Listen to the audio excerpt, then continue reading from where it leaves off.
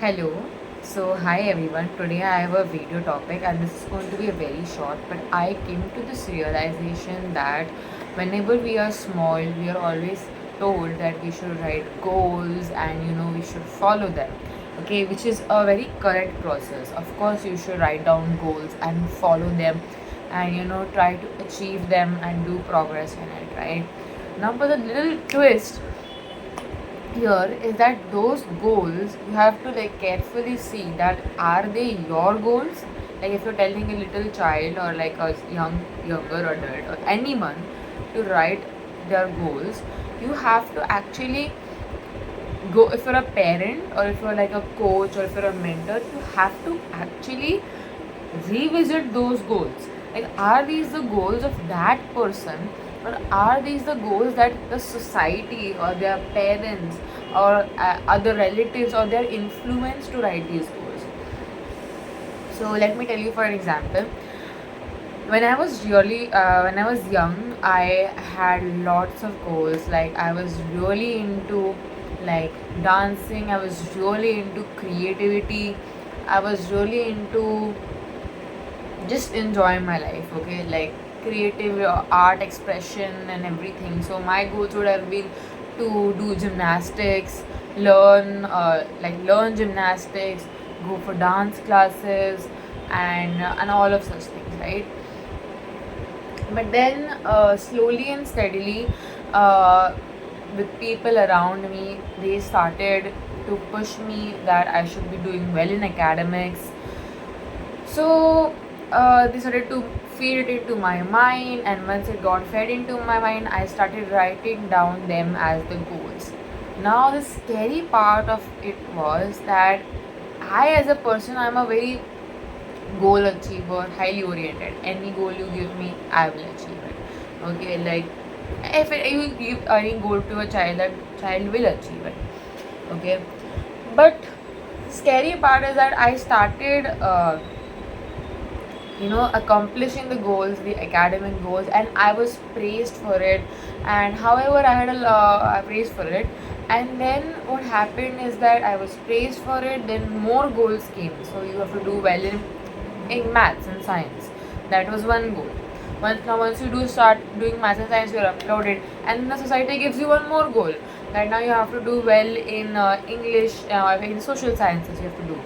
So once you start doing social sciences, everyone applauds, and now society gives you another goal: do well in languages, then do well in your ninth, do well in your 10th. Okay, do well in your IIT JEE coaching, do well in your 12th boards, do well in your JEE exam, do well in your college entrance exam, do well in your college. Then do, as for me, I'm a computer engineering student, so do well in your DSA, do well in your OOPS, do well on this. And I mean, that, like, it is an example of a compound effect. It is an example of repeated appreciation and how it just compounds. But the sad reality is that for me as a person, that girl, I actually didn't want this. Okay? I actually didn't want this. I didn't. I didn't want this. Like, for me, if I would start, I would be just happy enough to complete the goal of maths and science and just not do really well in social sciences and language. I would have been. But can you see this pattern? Like, this is so nice and scary, even like, it's so good and scary at the same time. Like, we saw the entire trajectory of the compound effect, the snowball effect got so into large, and and we saw how appreciation, how positive thinking, how positive appreciation just drives the human to achieve more and more and more. But the sad reality was that this was not the direction for me. It was not a direction for me. Like, right now, everything has worked pretty right. Everything has worked pretty right. The goal settings, the compound effect, the consistency, the practice, the ups and downs, everything.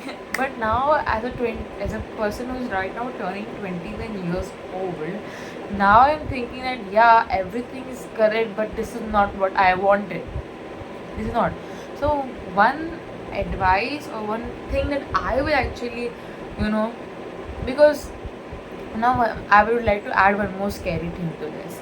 So as in now I'm a 21-year-old, I feel if this happens to some other person also, which happens to a lot of people, okay. So what now a person is now subconsciously actually now trained to, to achieve the goals what other people have set, okay. And let me take it into this direction is that, it's right now I'm so much in tune and in momentum and in practice to complete the goals that other people have set for me. So can you tell me who I am as a better person, as an employee or as a business? Okay, for an employee, now the company will give me their goals and I am pretty good to now accomplish their goals. Okay, whereas now if that mindset person now comes to a business, they will fail, because in business there is no one else to give you the goals. You have to make your own goals, you have to calibrate your own goals. So I see with a lot of people, this has happened with me, to me, I'm still getting out of it, but this is so concerning. And because I was not like this when I was young. I used to make my own goals. I used to not get bored in my life. I used to do something or the other because I had goals. I used to make arts and craft of flowers, this and that, something and other. But once I got into this system, which works with goal setting, compound effect, everything, every beautiful thing that we learn. But the main twist of the story is that you're trained to actually follow not your goals but someone else's goals. So now this uh, topper, this high achiever is now actually now trained to fulfill someone else's goals. And what does a company want more than this? To get a person who wants, so that now this person is now going to fulfill company's goals, fulfill maybe their partner's goals, fulfill their parents' goals, fulfill this goals and this. And why do these people are not do? They do everything right. They are solving every goal, but why do they feel not happy? I am not happy in such places, like, because these people are just completing other people's goals. Like they have the capabilities, they have proved to complete a goal, okay. But the scariest part is that they are trained to achieve goals, but goals that have been set by other people, okay, which is like really bad. Now there will be questions like, okay Alina, so what, I'll tell my 3-year-old to make his own goals, he doesn't even know also about what this world is, so how will he make his own goals? So that is very right.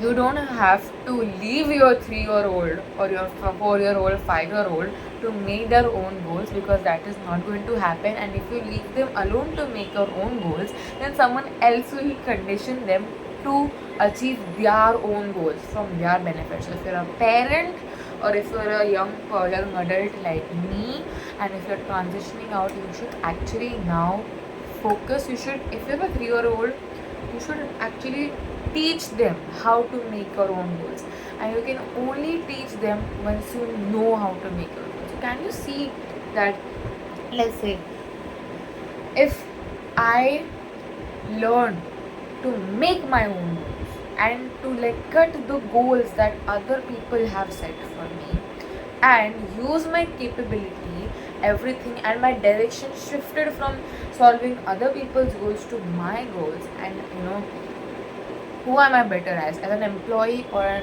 as a businessman, okay, or as a businesswoman?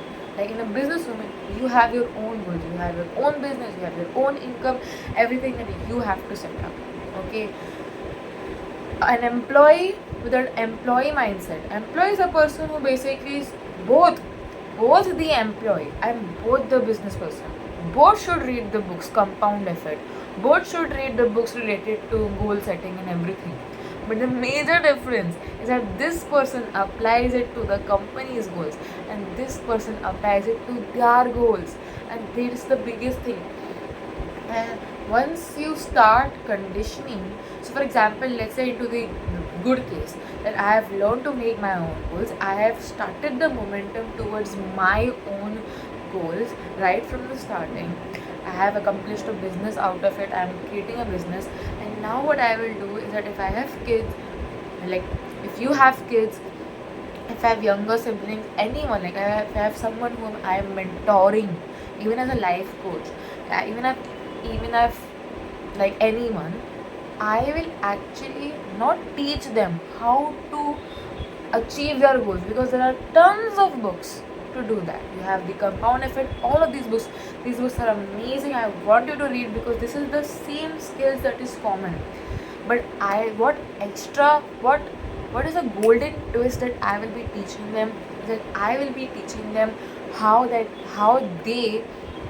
can set their own goals, because I feel like a business person is the one who sets their own goals and works on their own goals, not on other people's goals.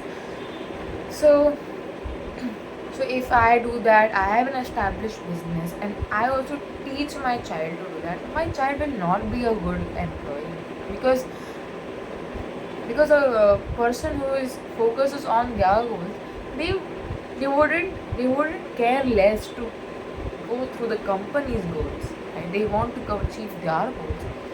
If I have a business, if I have a kid and I want to, maybe that is why a business person ka bacha becomes a business person, because a business person knows how to make their own goals and then follow them. Okay, following them is like anyone can learn this skill, even I learn this skill of. But the thing is that over the time, if you see, like for past 10 years of my life has just been into achieving goals that other people have set to me. Like I would have been if I would go back to my time, I would have wished for a mentor who would actually question me that, beta, like, is this your goal? Like, is this your, because some these things come very small. Okay, let's try to improve maths and science. Okay, mom is telling. Okay, but then you get appreciated for it, and then the more next thing.